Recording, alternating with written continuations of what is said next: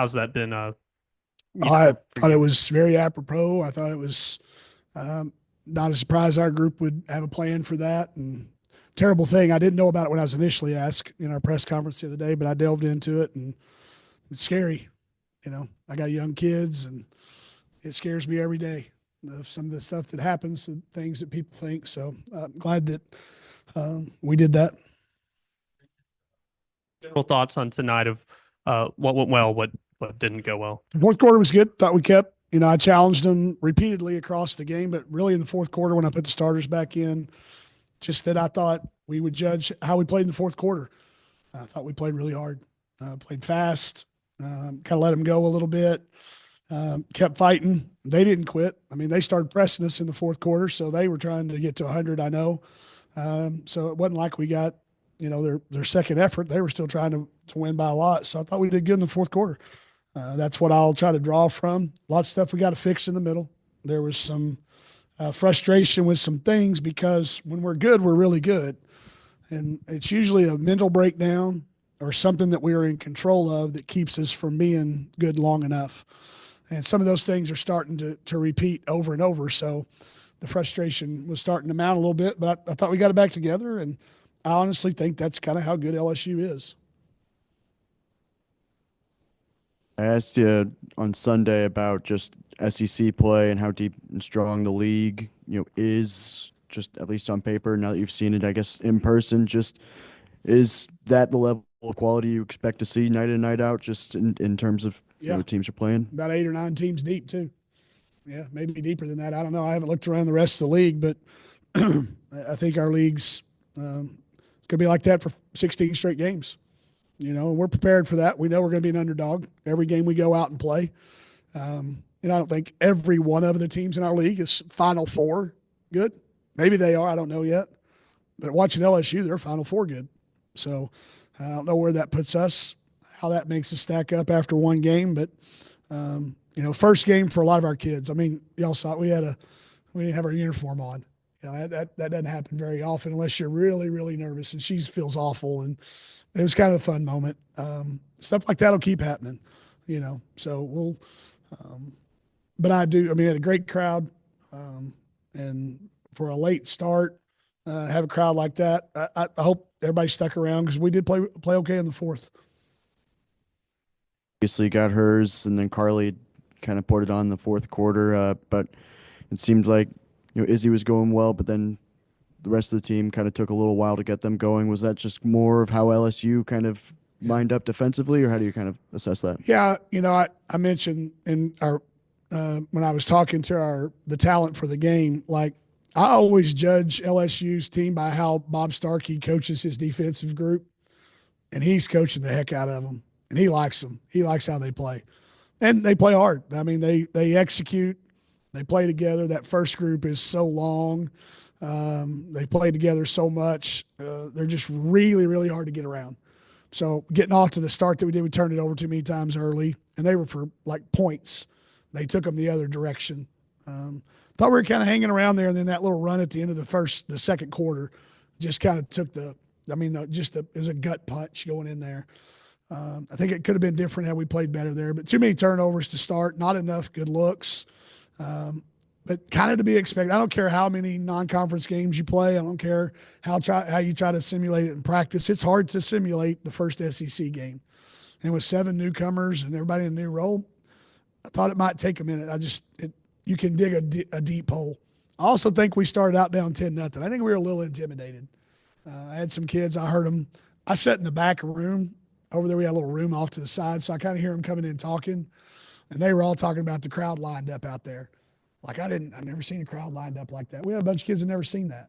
There was a line out past the roundabout, So and some of them were LSU fans. Some of them were talking to our kids as they came in. So I think we were a little bit intimidated. We'll do a better job of having them prepared for that. But getting the first one out of the way is always tough when it's LSU.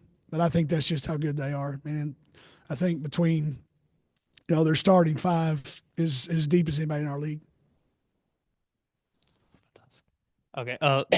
Held Morrow well below, uh, not well below, but below her averages, and She had to work hard for it. yeah. But then they had some players like Poa knock down three threes. Just with LSU is a lot of pick your poison.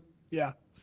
Yeah. I mean, people say that, they don't shoot the three well. Okay. They really do. They just don't have to shoot it all the time. So, yeah, we did a good job on Murray. We're going to double her on the catch. We worked really hard on that for 2 or 3 days. For the most part, we got that. Some of the things that we didn't get was just get back in transition. Like there's a couple of plays I point to, and I won't point anybody out because it was all of us at some point in time. But there was a point in the second half there, and right at the end of the half where we said, okay, let's just get all 4 people back. The only person we want rebounds Vera. And their guard took it and drove it 94 feet and laid it in uncontested. Like that can't happen. So that's a focus thing. I think we got a little tired. I'm going to have to go back and look. I may have practiced them too hard the last 2 days. I felt like even our kids who normally don't get tired or tired, could be a lot of reasons, but I'll take the blame for it. Mentioned the rebounding there a little bit. LSU out rebounded you guys 48-32. Is that just I guess symptom of a size advantage that they had, or is that just kind of something you guys are going to find different ways to win off the boards? I'll have to ask Fuller about it, but that may be as close as we've ever been to him on rebounding. Honestly, I mean, I'm not trying to that may be as close as we've ever been. Man, we've been out rebounded. Yeah, I think they out rebounded us by 45. Maybe that's South Carolina. I don't know, but yeah, we've always said we can't have the combination of getting out rebounded like that and turning it over. We did both tonight, and that's why the score is what it was. And but also we try to win. We don't try to just not lose by a certain number. And I thought our kids, as a result of that, sometimes get away from us. But yeah, I think there were a few times defensively we probably didn't try as hard to rebound as we should have. I got a couple of kids for film. I got them coming out of the game, and they kind of nodded their head. They knew they didn't. But that may have been a case of them being a little bit tired from the other things. I'm not going to fault their effort. They tried really hard. And there's a couple times I thought there was a 50-50 ball, and we couldn't get to it. So yeah, I think it's a factor of that, and then some lack of focus and maybe a little bit of lack of conditioning. So a familiar name on the other roster, just coaching against Jersey for the first time, I guess. Just what did you see from her, and what was that like? Well, she did exactly what they needed her to do: hang out around the basket and get passes and make layups. I said it. Y'all can go back and look. Y'all were all in the room. I told everybody here we would not be able to get a chance to see Jersey at her best. She's going to keep getting better and better and better. She's matured. She's accepted a role of being a post player. I think she's taken 2 shots this year outside the lane. So obviously she played great for them. She's fitting a role.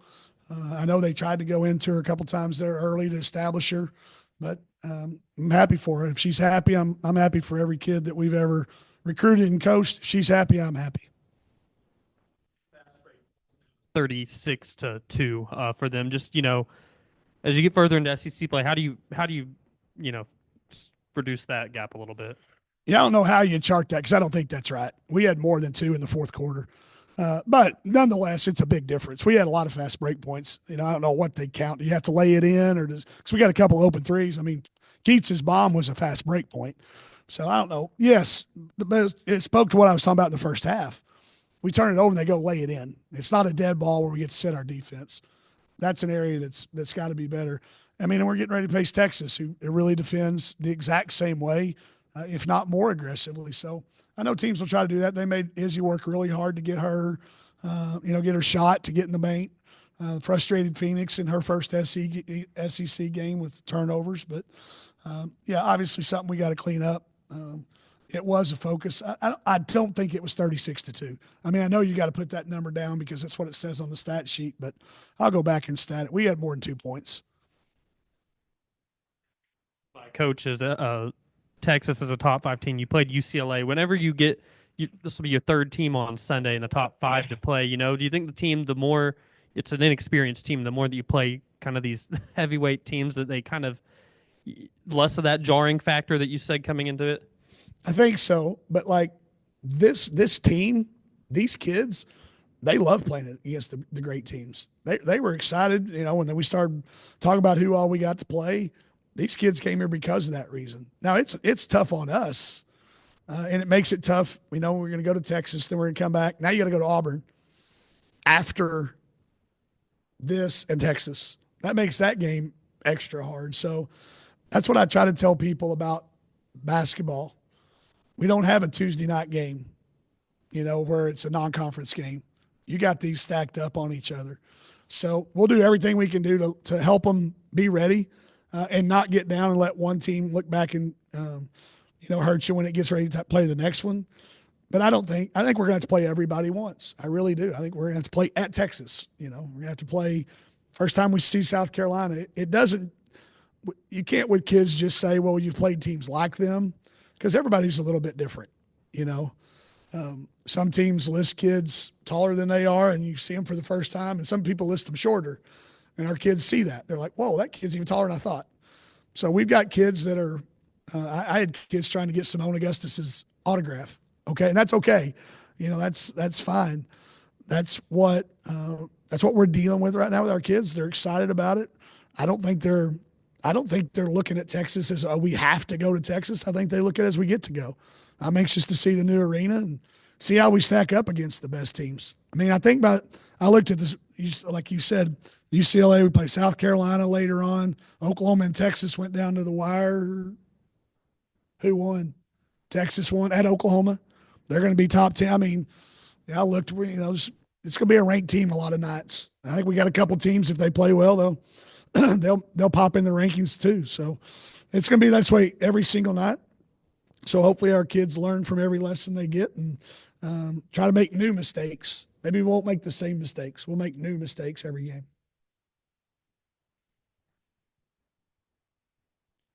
All right. Yep.